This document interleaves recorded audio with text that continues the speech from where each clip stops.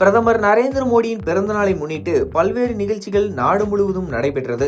அதன் ஒரு பகுதியாக இசையமைப்பாளர் ஜி.வி. பிரகாஷ் இசையில் பிரதமர் மோடியின் 75வது பிறந்தநாளை கொண்டாடும் விதமாக ஒரு ஏழை தாயின் மகன் என்ற ஆல்பம் சாங் ஒன்று வெளியிடப்பட்டுள்ளது.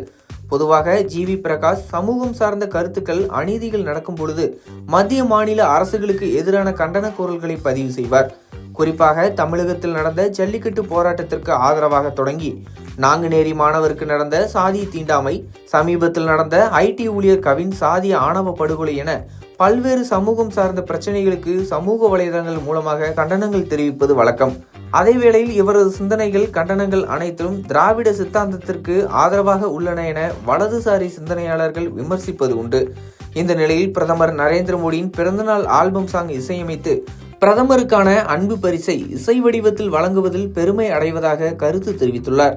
தற்போது இந்த விஷயம் சமூக வலைதளங்களில் பேசுபொருளாக மாறியுள்ளது.